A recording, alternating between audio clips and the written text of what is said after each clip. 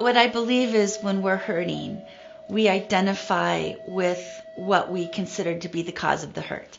So, for instance, somebody's way of coping with how they feel might be through an opiate addiction, or somebody else might be using alcohol, somebody else might just feel anxiety.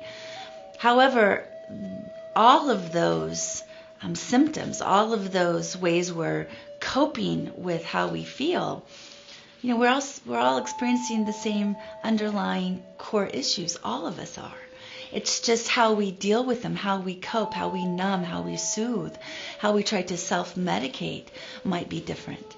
It's one of the really magical things, and I think different, special things about the sanctuary, is that when people come here, they may be very identified with their coping strategy. They might be very identified with their diagnosis or very identified with their addiction.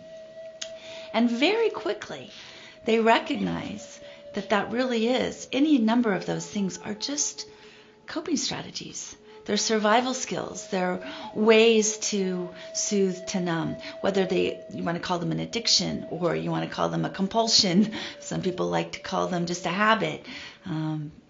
People often don't like to call them something that they have labeled as something bad. So they've got all kinds of different ways we talk about these things we do to make ourselves feel better. But there's usually a lot of shame involved in that. So they come to the sanctuary. We're sitting around the table. If you walked right in, you wouldn't really know who was there for anxiety and who was there for an opiate addiction, who might be there because they have depression, because pretty quickly all those facades drop away and we're just people, soul to soul, each with our own suffering that we're wanting here to heal.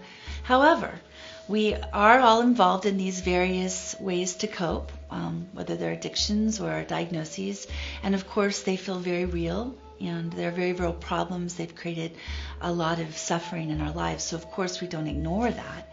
Of course we have to address that. But really the point is to get underneath that. What is going on at the core? What is happening beneath that? Why are we needing to self-medicate? Why is it that we're not comfortable in our own skin? Why is it that no matter what we do, there's always that sense of impending doom? We're always in fight or flight. We feel very hyper-vigilant. We're waiting for the other shoe to drop. And very sadly, so many people, as we now know, the statistics are astronomically rising with suicide. Some people wake up and say, no more, I'm done. Why is this happening? That's something that at the sanctuary we care about and are very curious. Why is this happening? What's going on? We want to help somebody really understand in a way that they've never understood. I don't care how many years of therapy they may have been in. Once and for all, let's find out what's going on underneath this and let's heal this. Not symptom manage this, not identify a problem so now we have a lifetime of managing the problem.